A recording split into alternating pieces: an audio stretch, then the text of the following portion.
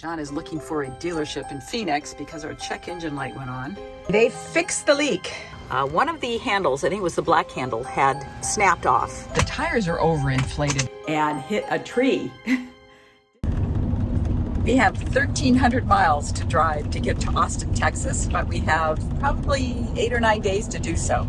So we're going to take our time through Arizona and New Mexico and West Texas. There's lots to see and lots of things we haven't done. And as you can see, there is no bike on the back. We're gonna go lightweight this time, partly because John's wrist is still healing, and also just so we'll be a little bit more nimble. Our plans kept changing all day yesterday because the weather, we had rain, winds, and right now we are out by Palm Springs and the dust is blowing. And the snow is on the mountains on both sides, both in San Jacinto and also in San Gabriel. And it's really beautiful, except for it's getting dustier. So while we're back here, I thought I'd kind of catch you up on some of the things that we did while we were at home. I have this list. I didn't finish everything. The first item is the water leak. I have just picked up the van from Beach Cities RV, they're in Westminster, I think. Anyway, they fixed the leak, and here is the culprit. This thing had a really slow leak in it. I'll show you where it goes. Okay, so this is where the heating vent is. And right down there, that little where it makes an elbow right there. You can see that? That's what had a leak in it. So it's good now. It took some sleuthing to figure this out. We had plugged it into city water and to see if that was causing the leak, the pressure from that. That was not it. And then one of the technicians at Beach Cities said to turn on the refrigerator and leave that on overnight. There's nothing in the fridge that shows that there would be any spot where water would drain. But we tried that. There was no water from that. Turned on the water pump, used the cold water. Didn't see anything from that. And then we tried the hot water and stuck my finger down there, and so did Gavin over there. That's when we felt the moisture. So that turned out to be the problem. And they also fixed the valves where you dump the gray and black tanks, and I'll show you that. Actually, only one of these needed to be replaced. Actually, neither had to be replaced. But when we were in Vermont, I think it was 2 years ago, one of the handles, I think it was the black handle, had snapped off. And the only replacement we could find put the handle back here behind this black panel. So it made it really awkward to take that out. So we asked that they find the right part and replace that, and then also this one. Item number 2 is to get the oil changed. We like to do it every 10,000 miles. And it will probably be our last oil change before we get our new van. I missed once getting the oil analyzed because it got lost in the mail. So I sent that off to Blackstone, and we'll probably get an answer from them while we're on this trip. And if there's anything unusual, I will update you. One of the things we like to do when we're going off on a long trip, and we will have a long one this summer, is take care of all the yard stuff. So we bought 7 cubic yards of mulch and spread that all over the garden. It was a lot of work. It took us 3 days, and boy, were we sore. But it's a good way to help your soil retain moisture and keep the weeds down. Almost done. Along with the mulch, I always check the irrigation system before we leave because there are always leaks. Some of the heads will pop off of the little, I use kind of a drip system, and sometimes the heads will pop off. So I have to check all the lines and make sure everything is working properly. So that takes usually a day because they've been shut off all winter. And then we have a really nice controller that I love because it's Bluetooth enabled, and I can control it on the road. So if we're having a really hot, dry spell, I can water something a little bit more. Although this is connected to the weather station, so it does reduce the amount of watering when it rains. So it'll shut off during rains. But sometimes, you know, it's not quite right, and I can check our cameras so that I know when something, we have one plant in particular that is in pots and they require much more water, so I can just turn those on remotely, and that's really nice to have. If you're interested in switching out your controller, the one I use is called Raccio, R-A-C-C-H-I-O, and it's super easy to install. I did it a couple years ago. Love that thing. So if you're looking to switch it out, that's a great one. There's a lot of painting that's needed around the house, but most urgently is we're having to replace the deck, and I wanted to make sure I got some of that copper stuff put on the wood. It really stinks for a very long time, but it's okay now, and it helps to preserve the wood. So I've done that, and then also some of the other stuff that needed painting. I wanted to use a stain because I like a solid stain. It seems to soak into the wood better and last longer, and so I did a lot of staining as well. We also had a plumber install a Moen Flow, and this thing attaches to your main water line that goes to your house and will shut off if it detects a leak. And we can also operate it remotely, so if we want to turn off our water, we can turn it off. Like if we had an earthquake, might be a time when I want to turn the water off. So that's been installed, and that just gives us a little bit more peace of mind. Almost missed our bike rack repair.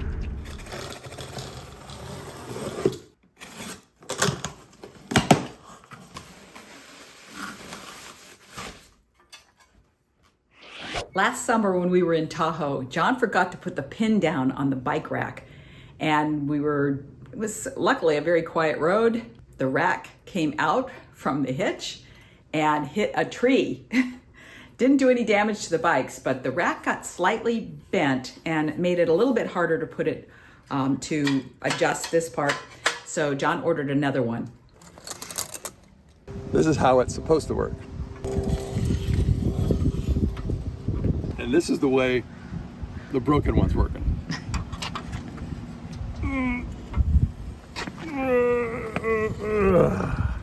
We were just analyzing why it is that this one is the one that's damaged, because this hitch swung out like that, and then I think we had the kids in the back seat, and they said the bikes are loose or whatever, and so John stopped suddenly, and then it came back. So it came back like that and hit the tree that John had stopped next to.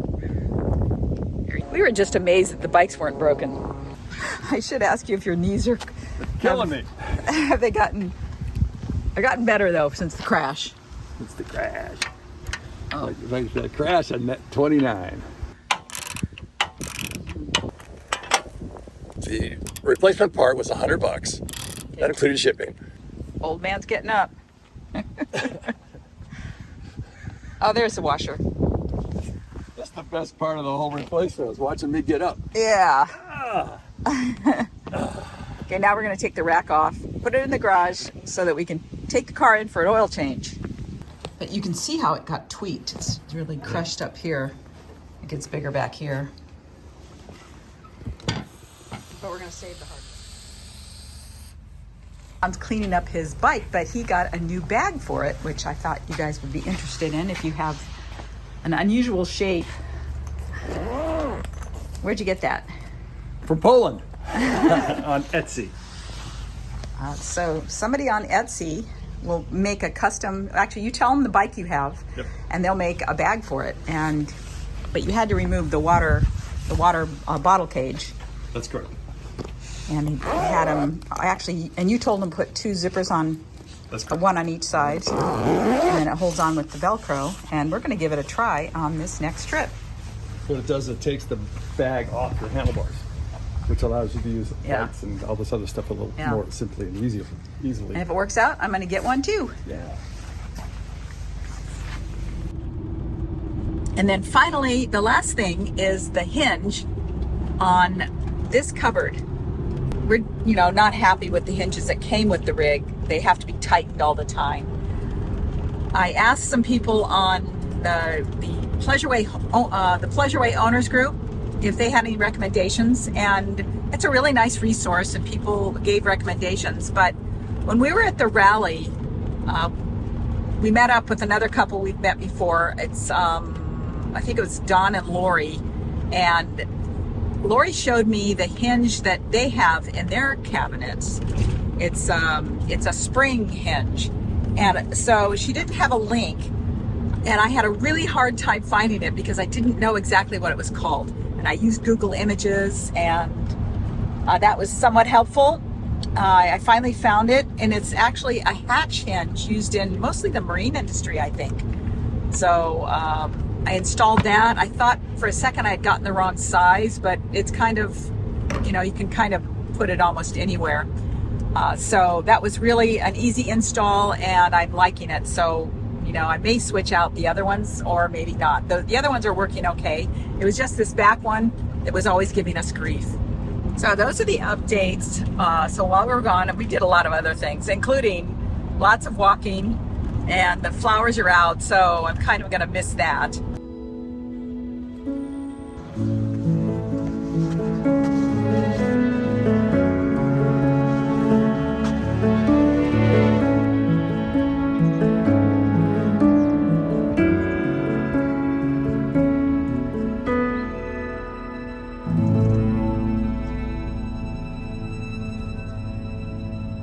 Oh, speaking of things I'm going to miss, this is the first time I think I've ever missed the spring plant sale at Orange Coast College. And I am a volunteer there, so I'm really sorry to miss that. This year we have like 31 varieties of tomatoes and lots of peppers, probably, 20 varieties of peppers and some other vegetables. But if you're interested, if you live in the Orange County area, I'll put the date below. But if you're interested and you're looking for tomatoes and things like that, interesting varieties, then that's a good place to go. And they're $3 per pot. So they come in a nice, tall, 4-inch size. The ones I've seen at Home Depot are like $5 now. So it's also a good deal. And it's good because you support the college. Oh, and speaking of the college, one more thing I want to tell you about is that the horticulture department grows lettuce, aquaponics lettuce and tilapia, and that is sold to the culinary department at the college, and the students there just went to they have some kind of a regional contest, and they won. So that was pretty exciting. They called it Campus to Table rather than Farm to Table. They called it Campus to Table, and they will be competing then in the national event coming up this summer. So now I thought I'd share what our plans are because they changed so many times. We were going to go to Anza Borrego and see the super bloom. It's supposed to be gorgeous. But this windstorm that came in, it just it looks so sketchy. And when it's windy and when it's brutally windy out there, you just don't want to be outside. So we decided instead to come out on the 10, to take the 10 to Quartzsite, where we'll spend the night tonight. We're going to stay at that same place we stayed about a month ago. It was a good spot. There's a little place we want to hike up to, so we'll do that. And hopefully by the evening, the winds will have died down and things will get a little bit better as we go on. We're just really glad to be on the road again, heading to the eclipse, and looking forward to all the adventures along the way. When the population of Quartzsite had dwindled to 50 people in 1960, residents formed the Quartzsite Improvement Association and decided to sponsor the first Quartzsite Gem and Mineral Show in 1967. It drew 74 exhibitors and vendors and 1,000 visitors. Today, the town welcomes 1.5 million visitors a year and 250,000 temporary residents each winter. It's touted as the dry camping capital of the world and a rockhound paradise. There are hundreds of mining claims in this area, many abandoned, but some are still active. The dirt roads meander through this area, with pullouts for all kinds of rigs. Just be mindful of your vehicle's ground clearance and be especially careful with your pets around the mine shafts. John is looking for a dealership in Phoenix because our check engine light went on. We have 2 codes. We have a code reader with us. We have 2 codes, and he's making a reservation. So we may have to, I think Tuesday morning, John, so we'll have to spend the night somewhere else between here and Phoenix. But other than that, this is a great spot. And outside of Quartzsite and what do they call this? The Dome Rocks area. And I think that must be Dome Rock. Maybe we can hike it tomorrow before we find another campsite. Sure glad we have plenty of time. And if we need to, John's sister lives in Phoenix. A lot fewer people out here now. The traffic is crawling on Interstate 10. John says when you put chips on it, that makes it dinner. And this is our dinner. Now it's raining.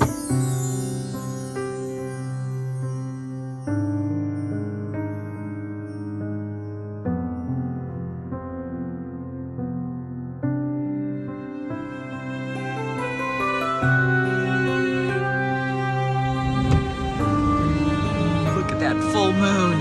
Oh, it's gorgeous. Just a long line of trucks. Oh, I always sleep great out here.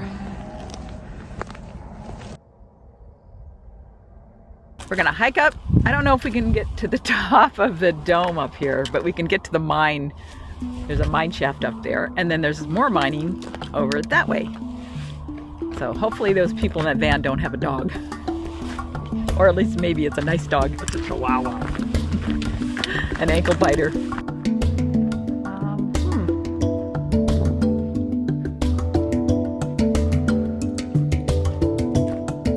So the woman it was a woman who had a cat, not a dog. But the weird thing was she parked right on the road. I mean, just like a foot away from the road, which is odd.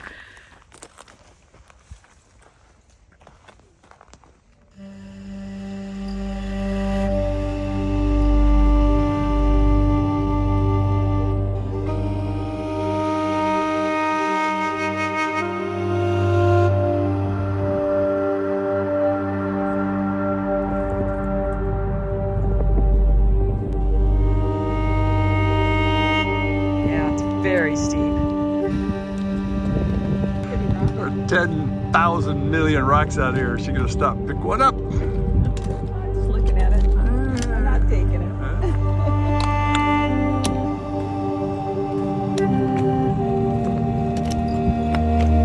That looks to me like it was carved by water.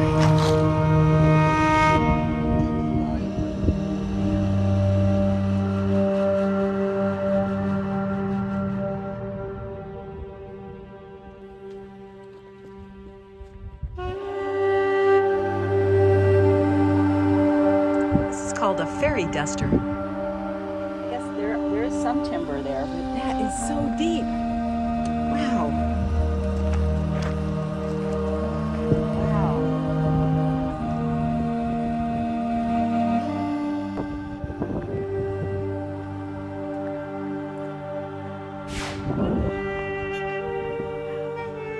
Ah, man, the guys that would do this, they're fearless. We're hungry. Yeah. John John was looking online at these error codes or whatever they're called, and somebody said, "Oh, don't drive," and then other people say it's fine to drive. We're driving. We got 2 hours to Phoenix, and I've put in a request at a Harvest Host. I don't know if that one will come through or not, but that's our first choice. Otherwise, we'll be staying at a Cracker Barrel.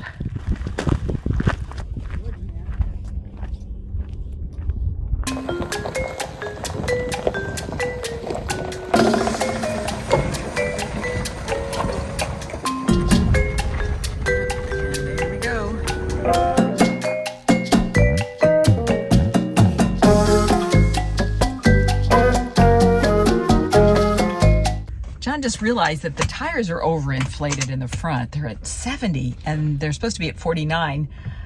We just realized it's because we had the tires rotated, and whoever rotated them, obviously, front to back, didn't deflate the ones that went in the front.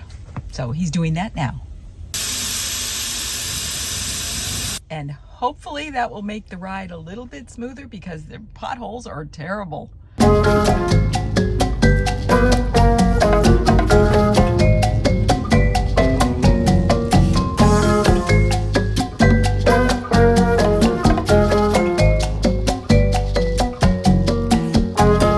Oh, they're nasty. We used to have one.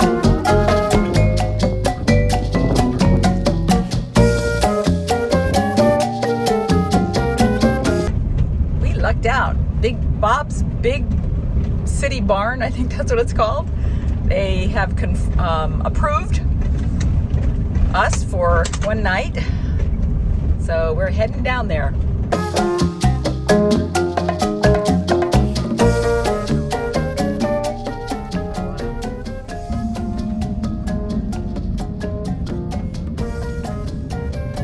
We got some other campers in here. So at least we know they do work on sprinters. Oh yeah, they got a bunch of sprinters over there. Yeah, we're 15 minutes early, so we'll be the first in line. They got snacks, drinks, huge lounge. It's better than a Starbucks. This is why oil changes are $480. So let's talk about doing conditions. First of all, you want to be in the totality. 2 hours later. We are blown away. The guy just came over to tell us our car is done. It was an oxygen sensor. Yep.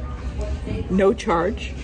We've had this rig for like 7 years. No charge because it's some kind of a... the updated emissions warranty. Oh, the from updated the emissions screw-up. warranty because of the screw up. Oh, Sprinter shop it's the largest sprinter shop in the valley. So if you Fairfield County, yeah. if you need anything in Phoenix area, this is it. It's called Mercedes-Benz of Arrowhead. Really nice spot. Right So off the 101. yeah, they got a lot of vans here. I think these are the ones that are all done. 2 hours. That was it. 2 hours. You know, sometimes the stars align, and they sure aligned on this trip because we were planning to go to the Super Bloom at Anza-Borrego, and we didn't do that because of all the wind and everything. And then we ended up in Quartzsite where the check engine light came on, which meant Phoenix was the best place to get the car fixed. And I don't know, there are probably other dealers here in Phoenix, but boy, they sure treated us right. Got us in, we had to wait 1 day, but that was not a big deal. And they fixed it in 2 hours, and you can make reservations online, which is really nice. So we're very pleased with these guys.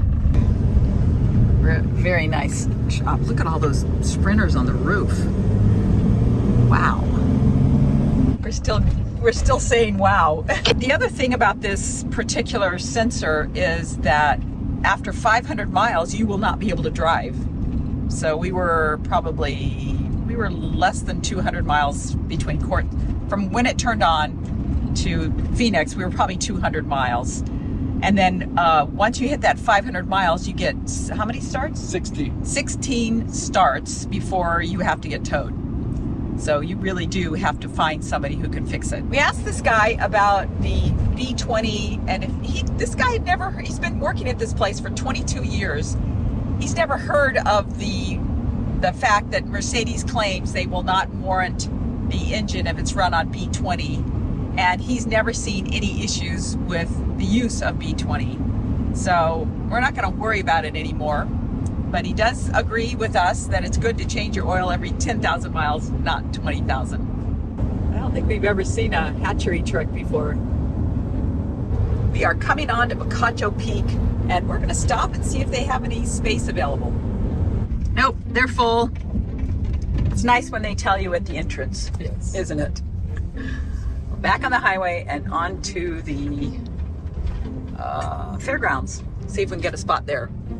Coming up on the Rooster Cogburn Ostrich Ranch. We visited, that was a couple months ago. I don't know. It was fun. I'll link the video.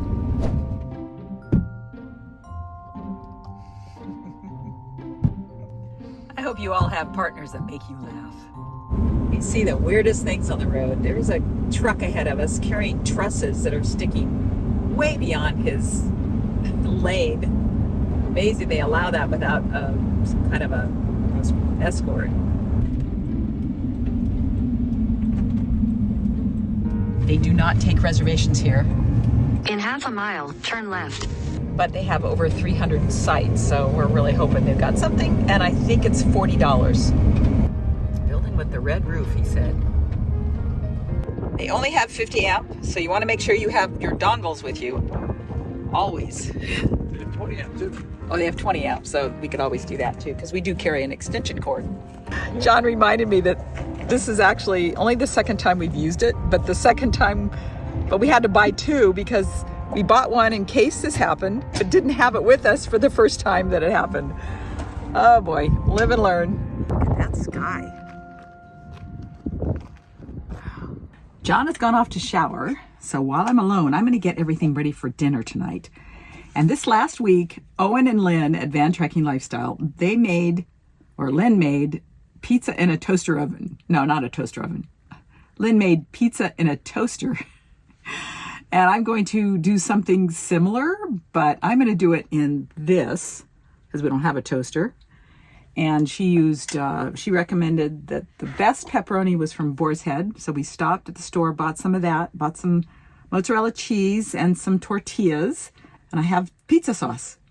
So we'll see how it turns out in this little gadget. It's a little small, but we'll make it work. And then for dessert, we picked up a couple of these things. I don't think I've seen them before, but they have 10 grams of protein in one of these little, it says it's a double dark chocolate muffin. And we have whipped cream, of course, to put on it. And it's 280 calories. John's not back, but I'm really hungry, so I'm going to go ahead and test it out. It's more like a quesadilla. I think it's melted, so I'm going to give it a try. By the way, I've been buying these carb balanced flour tortillas. They taste really good, and the carbohydrates to fiber ratio is amazing. It's 19 grams to 17. That's almost unheard of. So, and they're also lower in calories. So I highly recommend you try these if you eat flour tortillas. Mozzarella there, pepperoni there, Parmesan here, sauce on the bottom. Okay, John, do you approve? This is a giant thumbs up. Yeah.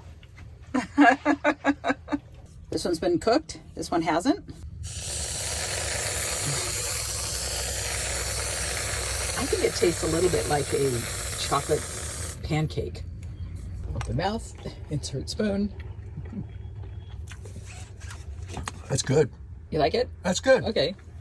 You all should try it. It's good. About 7,300 feet. Setting up shop right off the coastline here. Man. Those clouds move away. There's going to be some fresh snow up there. Okay, guys, that's it. Going to bed now. We'll see you next week. Thanks so much for watching.